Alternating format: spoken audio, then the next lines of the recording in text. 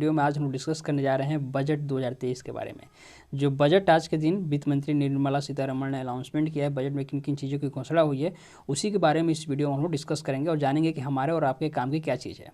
देखिए, जब हम लोग शेयर मार्केट से जुड़े हुए हैं और शेयर मार्केट में काम करते हैं, चाहे आप इन्वेस्टमेंट करते हो या फिर उसमें ट्रेडिंग करते हो, तो ये जो बजट पेश होता है हमारे देश में, बजट काफ़ी इंपॉर्टेंट हो जाता है इन्वेस्टमेंट के लिहाज से भी और ट्रेडिंग के लिहाज से भी। और ओवरऑल देश के लिए जब बजट है तो एक जिम्मेदार नागरिक होने के नाते हमें यह जानना जरूरी है कि बजट में निर्मला सीतारमण यानी कि जो वित्त मंत्री हैं उन्होंने क्या क्या अनाउंसमेंट किया है। एक एक नज़र डालेंगे, क्योंकि हमें बस जानकारी लेने से मतलब और उसके हिसाब से फिर अपना आगे क्या काम करना है उसको अपना हम लोग प्रोजेक्ट उस पर बना के आगे काम करेंगे। चलिए एक एक पॉइंट को देखते हुए चलते हैं क्या क्या बजट में अनाउंसमेंट हुआ है। तो आप देख सकते हैं बजट 2023 में जो निर्मला सीतारमण ने अनाउंसमेंट किया उसमें सबसे जो इंपॉर्टेंट बात निकल सामने है टैक्स स्लैब के लिए। टैक्स स्लैब में क्या बदलाव हुआ है उसके बारे में जानेंगे। साथ में यहाँ पर आप देख सकते हैं किसानों और महिलाओं के लिए भी बड़े ऐलान हुए हैं। और इसके अलावा आप देख सकते हैं शिक्षा के क्षेत्र में हुआ, कृषि और रेलवे के क्षेत्र में। रेलवे के क्षेत्र में एक बहुत बड़ा बदलाव होते हुआ दिख रहा है। रेलवे में पर्यटन के लिए भी कुछ इन्होंने कहा है। और साथ में जो जैसे मैंने बताया कि इनकम टैक्स स्लैब में बहुत बड़ी छूट देने की जो बात कही गई है उसके बारे में भी इस वीडियो में डिस्कस करेंगे हम लोग। तो चलिए सबसे पहले हम लोग देखते हैं कि उन्होंने जो टैक्स स्लैब में छूट की बात की, टैक्स स्लैब में छूट क्या है। क्योंकि पूरे देश के जो मेजर लोग हैं उनका ध्यान सिर्फ टैक्स में कितना छूट मिल रहा है, टैक्स स्लैब में क्या बदलाव हो रहा है, इसी पर उनकी पूरी नजर रही है।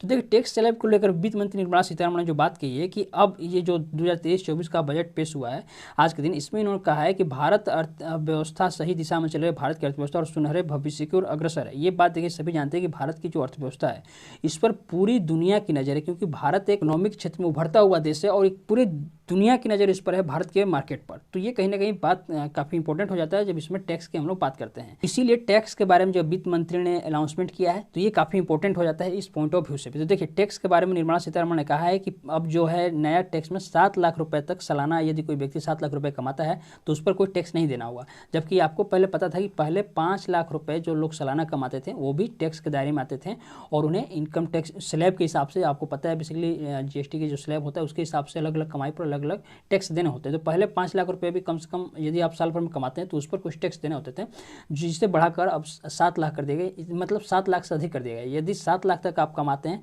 तो आपको कोई टैक्स नहीं देने रहेंगे।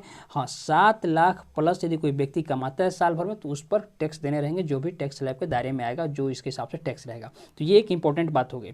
तो देखिए हमें, चूंकि हम लोग शेयर मार्केट में काम करते हैं और शेयर मार्केट में चाहे ट्रेडिंग करते हो इन्वेस्टिंग करते हो तो हमें बस टैक्स स्लैब से मतलब है।